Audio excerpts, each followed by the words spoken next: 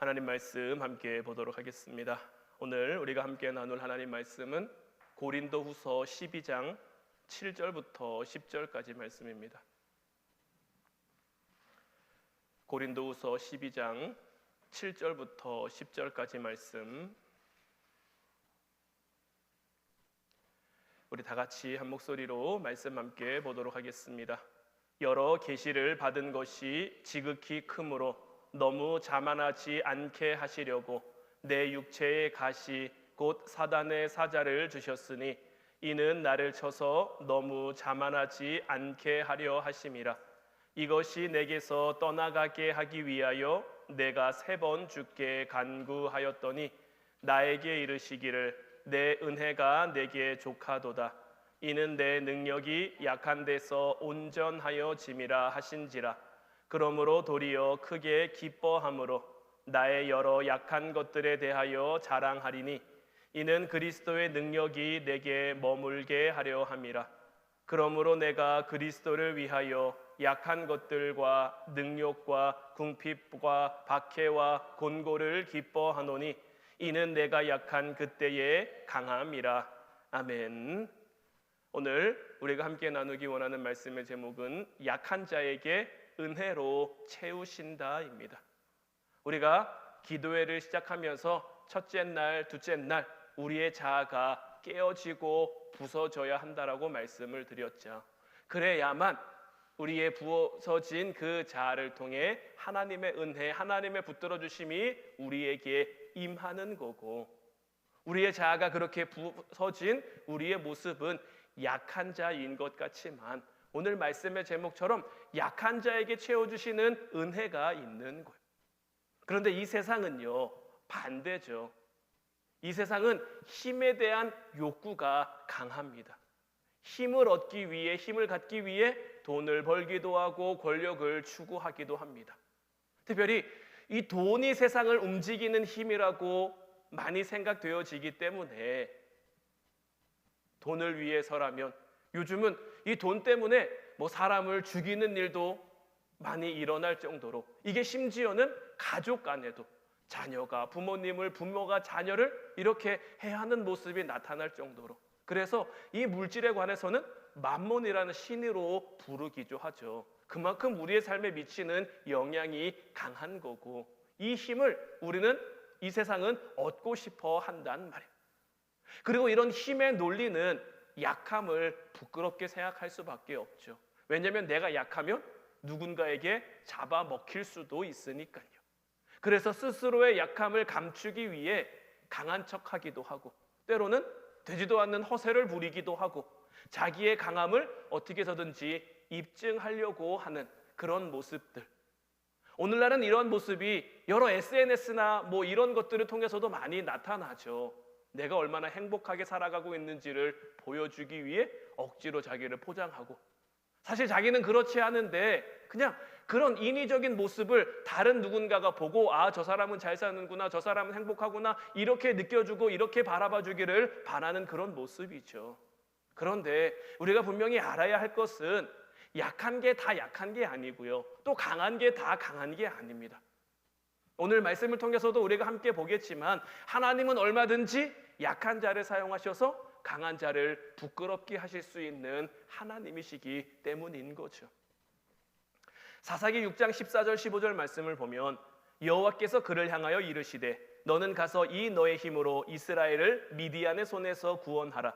내가 너를 보낸 것이 아니냐 하시니라. 그러나 기드온이 그에게 대답하되 오 주여, 내가 무엇으로 이스라엘을 구원하리이까? 보소서, 나의 집은 므낫세 중에 극히 약하고 나는 내 아버지 집에서 가장 작은 자니이다.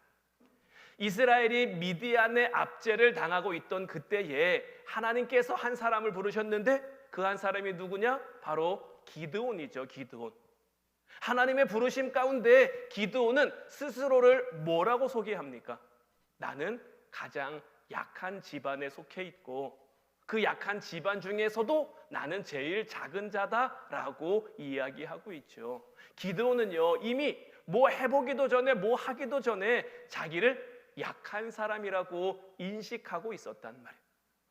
그런데 하나님께서는 그런 기드온에게 이스라엘을 구원하라고 몇 가지 그 확신할 수 있는 표를 보여주시면서 그에게 이스라엘을 구원하라고 하신단 말이에요. 그래서 기드온이 군사를 모읍니다. 처음에 얼마나 모였죠? 32,000명이 모입니다. 32,000명, 이 정도면 그래도 싸워볼 수 있지 않을까 싶은 그러한 숫자일 수도 있어요.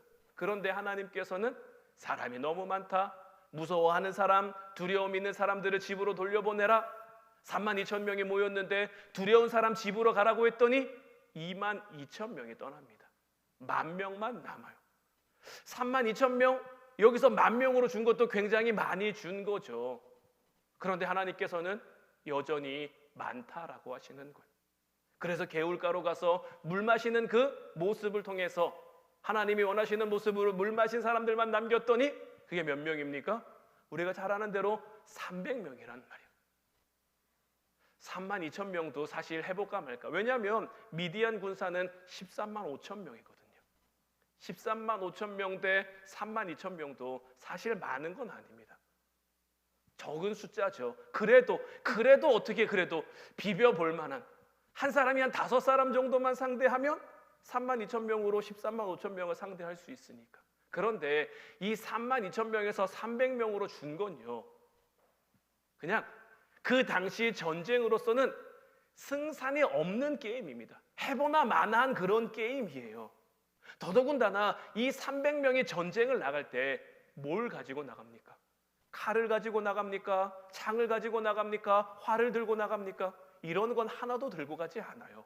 항아리에다가 횃불을 감춰들고 그것만 가지고 나간다는 말이에요. 사람의 눈으로 보면요, 이건 그냥 전쟁을 포기한 거나 다름없습니다. 전쟁을 안 하겠다는 거예요. 그냥 나가서 지겠다는 거예요. 그러나 그들이 하나님 말씀에 순종해서 적은 숫자지만 믿음으로 나아갔을 때 어떻게 됩니까? 미디안 군대가 스스로 혼란에 빠져서 서로를 공격하며 서로가 무너져 버리게 되죠. 이 사건이 우리에게 주는 메시지는 분명합니다. 하나님은 우리의 강함을 통해 일하시는 분이 아니라 우리가 어떤 모습일지라도, 우리가 약해도, 우리가 부족해도, 우리가 연약해도 하나님은 얼마든지 우리를 통해 하나님의 강함, 하나님의 능력, 하나님의 일하심을 나타낼 수 있다라는 거죠. 하나님께서는 왜 처음 32,000명이 모였을 때 사람의 수가 많다, 돌려보내라 하시면서 300명만 남기셨을까요? 하나님이 분명히 말씀하세요. 사사기 7장 2절 말씀을 보면 여호와께서 기드온에게 이르시되 너를 따르는 백성이 너무 많은즉 내가 그들의 손에 미디안 사람을 넘겨주지 아니하리니 이는 이스라엘이 나를 거슬러 스스로 자랑하기를 내 손이 나를 구원하였다 할까 함이니라. 왜 하나님께서는 군사를 줄이셨습니까? 이스라엘이 스스로 자랑하기를 내 손이 나를 구원했다고 할까 봐. 내가 잘나서, 내가 잘 싸워서, 내가 강해서, 내가 능력이 있어서 그렇게 했다고. 하나님이 하신 건데, 하나님이 은혜로 이기게 하셨는데 이 모든 것은 다 잊어버리고 우리는 얼마든지 그렇게 될 수 있는 사람들인 거예요. 특히나 요즘 우리가 살아가고 있는 이 시대는 강함을 자랑하고 강함을 꿈꾸는 그러한 세상이죠. 남들과 다른 점을 자랑하고 자기가 이룬 것, 자기가 뭔가 해낸 것, 이런 것들을 자랑함에 주저함이 없어요.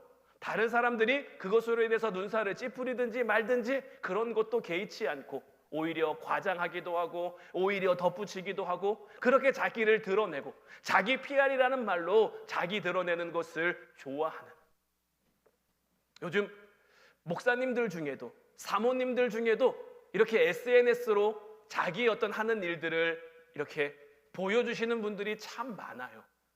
물론 그분들이 다 어떤 자기를 드러내고자 하는 자기의 인기와 어떤 이런 것들을 얻기 위해서 그런 것들을 한다라고 생각하지는 않습니다만은 때로는 그렇게 노출되는 모습들이 너무 많아지다 보니까 이런 모습이 오히려 좀 좋지 않게 보일 수도 있는데 그냥 그래도 그런 분들은 그런 거 개의치 않고 그냥 계속해서 하는 거예요.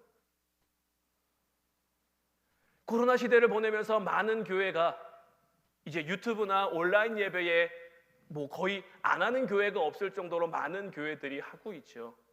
제가 아는 몇몇 목사님들도 보면요, 그 구독자 수, 시청자 수, 조회수 이런 거에 되게 좀 뭐라고 표현해야 될까? 하여튼 집중하시는 분들이 꽤 많거든요. 그러니까 물론 뭐 이것을 통해서 뭐 전도의 목적이 있다, 뭐 이런 거 있다라고 말씀하기도 하고 그런 걸 얘기하기도 하지만 때로는 본질보다 본질이 아는 것에 집중하는 것 같은 그런 모습들이 모르겠어요. 제게는 뭐 부족해서 제가 그런 것들을 다 이해하지 못하고 헤아리지 못하는 것일 수도 있겠지만 그런 모습들이 이런 시대를 우리가 살아가고 있는데 이런 시대 가운데 주님이 우리에게 원하시는 모습이냐? 어떻게 보면 별종의 모습인 거예요.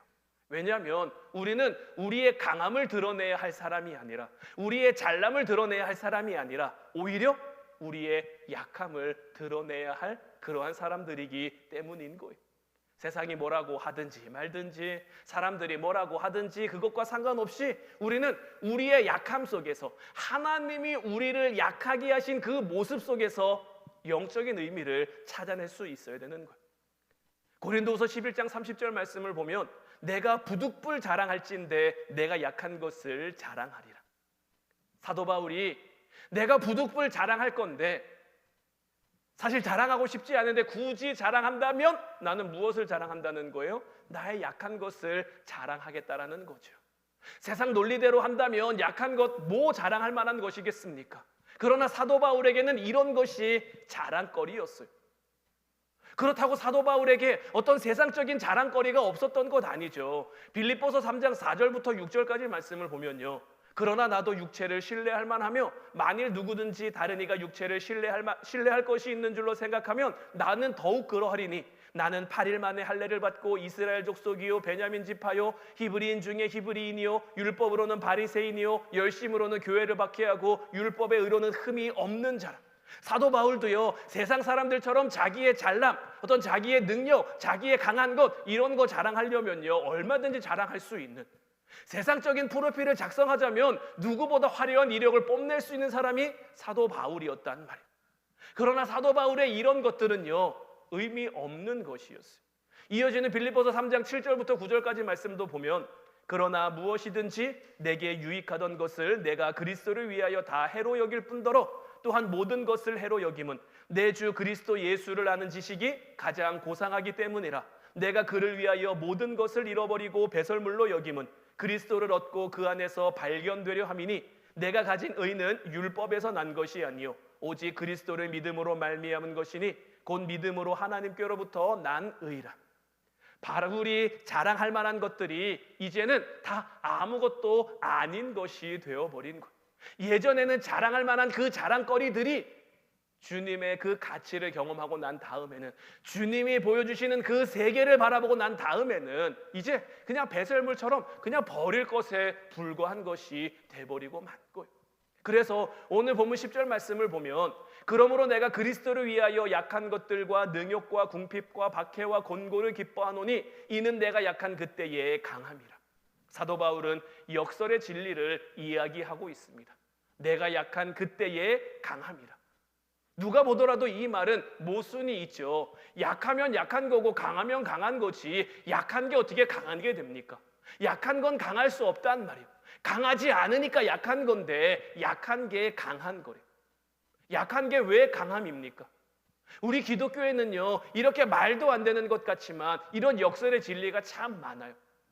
우리가 지금 사순절 기간을 보내고 있는데 사순절 기간을 통해서 예수 그리스도의 그 십자가를 바라보며 십자가를 묵상하고 있는데 예수님의 십자가 또한 이러한 역설의 진리를 우리에게 잘 보여주죠.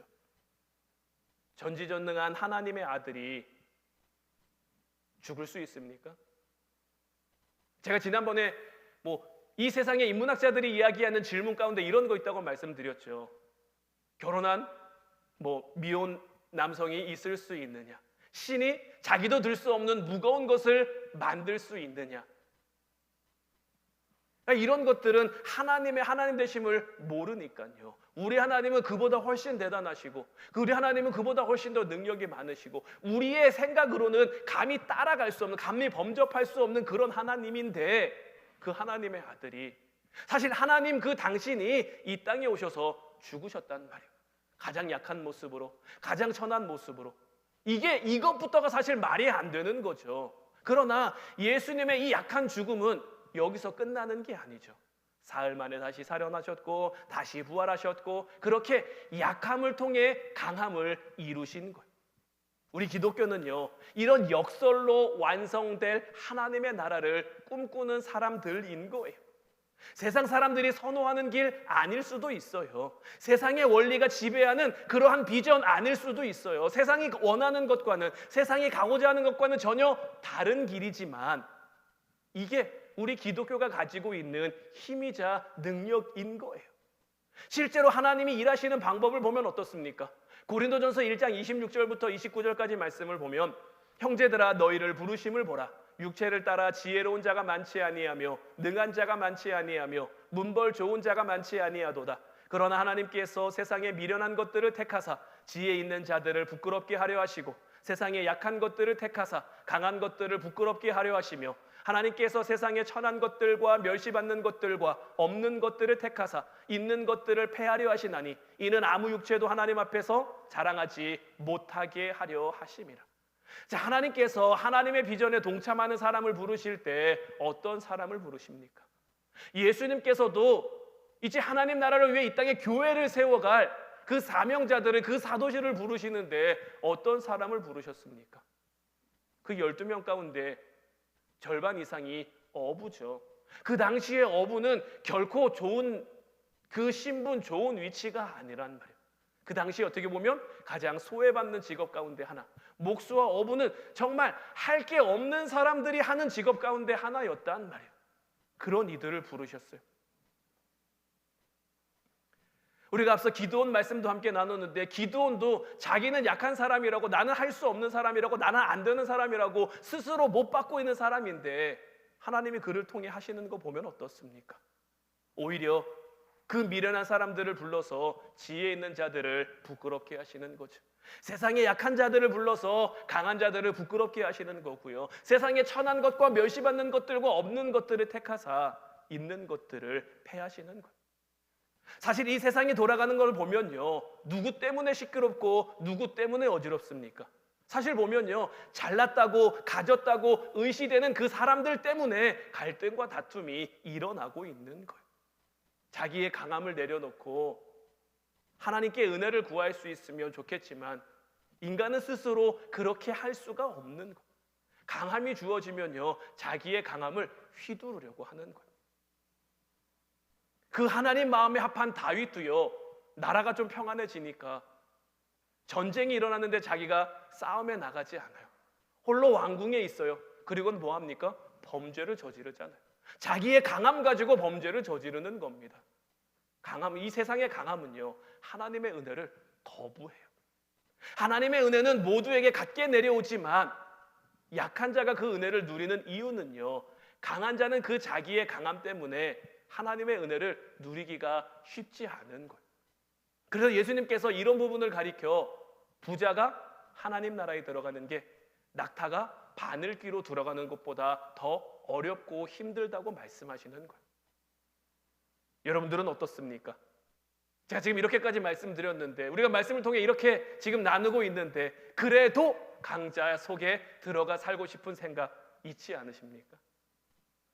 우리가 흔히 똥인지 된장인지 찍어 먹어봐야 하냐? 그냥 보면 알지라고 이야기하지만 이런 부분에서는요, 그래도 나 한번 찍어 먹어보고 싶은데 이런 마음이 드는 것이 어쩔 수 없는 우리의 모습이란 말이에요. 우리도 좀 강했으면 좋겠고, 우리도 좀 가졌으면 좋겠고, 우리도 좀 올라갔으면 좋겠고, 그래서 이건요, 결코 쉬운 문제는 아닙니다. 참 우리를 어렵게 만드는 질문이고요, 우리를 참 어렵게 만드는, 그래서 하나님 나라로 들어가는 그건요, 좁은 문으로 들어가는 거예요. 세상 사람들이 찾지 않는, 세상 사람들이 바라지 않는, 세상 사람들이 원하지 않는, 더더군다나 우리의 약함을 자랑하며 살아가라고 주님께서 우리에게 말씀하시는데, 약한 건 약한 건데, 부족한 건 부족한 건데, 없는 건 없는 건데 이걸 자랑하라고 하면 이런 약함이 때로는 우리를 부끄럽게 하지 않습니까? 이런 약함이 때로는 우리를 민망하게 하지 않습니까? 때로는 그 약함이 우리의 마음을 상하게 할 때도 있지 않습니까? 그러나 오늘 사도 바울은 우리에게 분명히 이야기하는 거예요. 오늘 본문 7절부터 10절까지 오늘 본문 말씀 다시 한번 보면, 여러 계시를 받은 것이 지극히 크므로 너무 자만하지 않게 하시려고 내 육체의 가시 곧 사단의 사자를 주셨으니 이는 나를 쳐서 너무 자만하지 않게 하려 하심이라. 이것이 내게서 떠나가게 하기 위하여 내가 3번 주께 간구하였더니 나에게 이르시기를 내 은혜가 내게 족하도다. 이는 내 능력이 약한 데서 온전하여짐이라 하신지라. 그러므로 도리어 크게 기뻐함으로 나의 여러 약한 것들에 대하여 자랑하리니 이는 그리스도의 능력이 내게 머물게 하려 함이라. 그러므로 내가 그리스도를 위하여 약한 것들과 능욕과 궁핍과 박해와 곤고를 기뻐하노니 이는 내가 약한 그때에 강함이라. 사도 바울도 자기의 약함 때문에 하나님의 도우심을 구했어요. 자기의 질병을 고쳐달라고 3번이나 하나님 앞에 간절히 기도합니다. 사실 이 질병이 뭐 간질인지 안질인지는 명확하지 않습니다. 뭐 성서학자들마다 신학자들마다 저마다의 논리가 있고 저마다의 이야기가 있는데 간질이냐 안질이냐 이게 중요한 게 아니고요. 분명한 것은 뭐냐? 사도 바울이 이 질병 때문에 매우 괴로웠다는 것. 언제든지 거품을 물고 쓰러질 수 있다는 것. 여러분들 생각해 보세요. 제가 여기서 이렇게 설교하고 있다가 갑자기 거품 물고 쓰러져요. 그러면 은혜가 될까요? 제가 생각했을 때 설교자로서 정말 최악 중에 최악이 아닐까. 근데 하나님께서는요 그런 바울을 그냥 쓰시잖아요. 사도 바울이 3번이나 다른 것 때문에 하나님 나 좀 건강하게 좀 잘 살고 싶어요, 뭐 건강하게 좀 잘 누리고 싶어요도 아니고 지금 사도 바울이 목회자로서 설교가로서 내가 이 사역을 감당함에 있어서 이게 어떻게 보면 약점이 되니까 하나님 이것 좀 고쳐주시면 안 됩니까? 내가 지금 이거 가지고 나 잘 먹고 잘 살겠다는 거 아니고 내가 하나님의 일 좀 더 열심히 해보겠다는데 하나님 이것 좀 해주시면 안 됩니까? 3번이나 간절히 기도했단 말이에요. 그런데 하나님이 그에게 주신 응답은 그가 바란 것과는 전혀 다른 응답인 거죠. 우리의 약함은요 우리를 약간 고통스럽게 할 수 있는 거예요. 그러나 하나님께서는요 그 약함을 통해 우리의 삶이 망하게 하지 않아요. 우리의 삶이 안 되게 하지 않아요. 오히려 하나님의 은혜가 우리의 삶을 채우도록. 저도 뭐 오래 들면서 이미 하나님이 두려워하지 말라라고 말씀은 해주셨지만 좀 이렇게 육신의 질병이 생기면서 뭐 다소 조금 힘들기도 하고 아프기도 하고 괴롭기도 하고 뭐 그렇긴 합니다만은 은혜로 그래도 잘 이겨나가고 있죠. 근데 이런 것들을 통해서 사실 저도 이 목소리가 어떻게 될까, 잘 나올까 안 나올까 이런 걸로 되게 고민도 많고 걱정도 많고, 그래서 지난 주일에도 말씀드렸습니다만은 기도회를 할 수 있을까 없을까, 날짜를 좀 미뤄야 되나, 좀 날짜를 줄여야 되나, 이런저런 고민과 그런 것들이 굉장히 많았는데 하나님이 어떻게 보면 정말 딱 할 수 있는 만큼만 저를 이렇게 다뤄 가시는 것 같아가지고, 그러니까 저도 사도 바울처럼 하나님 내가 좀 목소리가 잘 나와야 좀 찬양도 잘하고 설교도 좀 잘하고 그럴 수 있지 않겠습니까? 좀 목소리가 확 돌아오게, 조금 무리해도 괜찮게 하나님 그렇게 해주시면 얼마나 좋겠습니까? 라고 기도하고 싶지만서도 하나님 저를 다뤄 가시는 거 보면요 그냥 딱 어떻게 보면 필요한 만큼만. 일용할 양식이라는 말이 전 정말 요즘처럼 이렇게 확 와닿는 때가 없는 것 같아요. 설교 끝나고 기도회 끝나고 내려가면 좀 목이 좀 무리가 온 것 같아서 내일은 괜찮을까? 자고 일어나면요 또 하루 할 수 있을 만큼, 하루 이렇게 보낼 수 있을 만큼 하나님의 목소리가 돌아오게 하시고 나오게 하시고. 사도 바울도 이게 얼마나 힘들었을까요? 이게 얼마나 어려웠을까요? 그런데 하나님께서 네 은혜가 네게 족하다고 말씀하시면서 안 고쳐주신단 말이에요.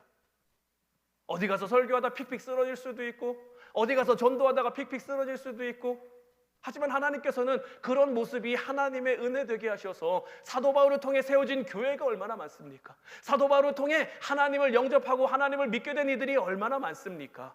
오히려 그 연약함을 통해 하나님의 은혜를 누리게 하시는 거예요. 우리는 우리의 약함이 없어졌으면 좋겠다라고 생각합니다.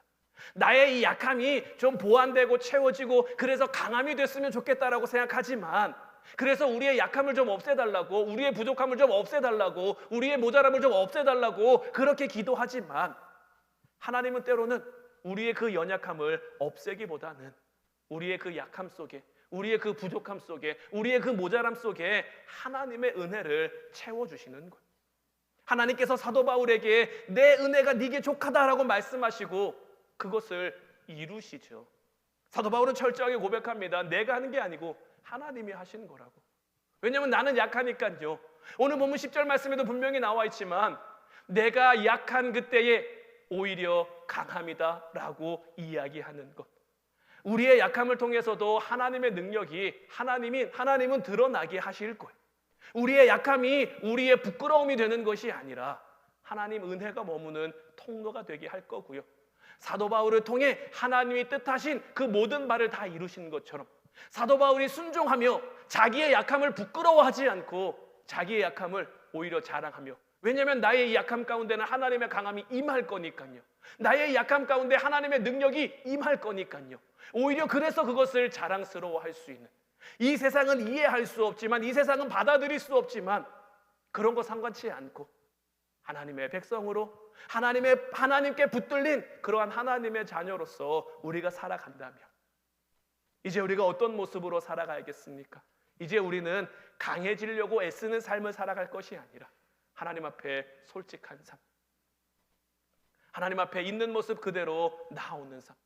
우리가 찬양으로도 고백했습니다마는 우리가 내 모습 그대로 사랑해 주시는, 내 모습 그대로 사용해 주시는 그 주님 앞에 나아가면요, 주님의 은혜가 우리를 채워서, 주님의 은혜가 우리를 강하게 해서, 주님의 은혜가 우리를 능력 있게 해서 하나님의 뜻을 이루게 하시는 것. 기드온의 300용사가 미디안 13만 5천 명을 이길 거라고 누가 상상이나 했겠습니까? 제대로 싸움조차 해보지 않은 출애굽한 이스라엘 백성들이 그 견고한 여리고성을 점령할 거라고 누가 상상이나 했겠습니까? 하지만 하나님 말씀대로 순종하며 나아갔더니 하나님께 붙들린 삶으로, 이 세상의 논리로는 이해되지 않습니다. 이 세상의 방법으로는 납득되지 않습니다. 그러나 하나님 말씀에 순종해서 말씀대로 했더니 말씀대로 되는 놀라운 역사가 일어났다는 것을 이제 기억하며 그 말씀대로 살아가는 저와 여러분들 되셔서 이제 하나님의 뜻대로 살아가는 저와 여러분들 되시기를 주님의 이름으로 축원해드립니다. 그러면 하나님께서 우리의 삶 가운데 반드시 역사할 거고요, 우리가 기도하면서 바랬던 것보다, 우리가 기도하면서 구했던 것보다 더 크고 놀라운 그 은혜와 그 비밀과 그 하나님의 그 축복을 우리에게 더해 주실 거예요. 그리고 오늘 말씀처럼 이제 우리의 삶 가운데 내가 약한 그때가 곧 강함이라고 우리가 고백하도록 하나님이 만드실 거예요.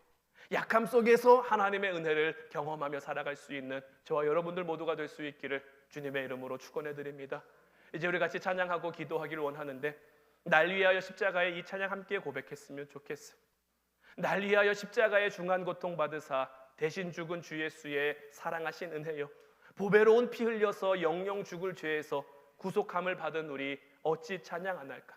이 세상의 모진 풍파 쉬지 않고 불어도 주님 안에 보호받는 우리 마음 편하다. 늘 깨어서 기도하고 저 천국을 바라며 주님만을 기다리니 어찌 찬양 안 할까? 이 세상은 늘 우리를 유혹합니다. 이 세상은 늘 우리를 속이려고 합니다. 세상의 방법대로 살아야 성공한다고, 세상의 방법대로 살아야 잘 된다고. 하지만 주님께서는 우리에게 그 세상의 방법을 따라 살아갈 것이 아니라 주님의 방법대로 살아갈 것을 우리에게 말씀해 주시는 거예요. 오늘 우리가 함께 기도할 때에 예수님이 이 땅에 왜 오셨습니까? 우리를 위해서, 날 위해서 오신 것처럼 그 십자가의 중한 고통을 통해 우리를 하나님의 백성 되게 해주셨어요. 그리고 하나님께서는 이제 우리가 하나님의 백성다운 모습으로 살아가도록, 때로는 우리에게 깨어짐도, 때로는 우리에게 부서짐도 허락하시지만 그 깨어짐과 부서짐이 우리를 망하게 하는 게 아니라, 우리를 힘들고 어렵게 하는 것이 아니라 오히려 하나님 나라를 누리도록 한다는 것. 때로는 그러한 삶의 모습들 가운데 내가 정말 약한 것처럼, 내가 부족한 것처럼, 모자란 것처럼, 이 세상의 실패자처럼 여겨질 수도 있지만 하나님께서는 오히려 그 약함을 통해 하나님의 놀라움, 하나님의 강함, 하나님의 위대함을 나타내실 거예요. 이제 이 하나님을 믿고 고백하며 오늘 찬양 함께 고백하고 우리 같이 기도할 때에 하나님, 이제 하나님의 능력이, 하나님의 은혜가 우리의 삶을 오롯이 채우게 하여 주시옵소서. 같이 찬양하고 기도하도록 하겠습니다.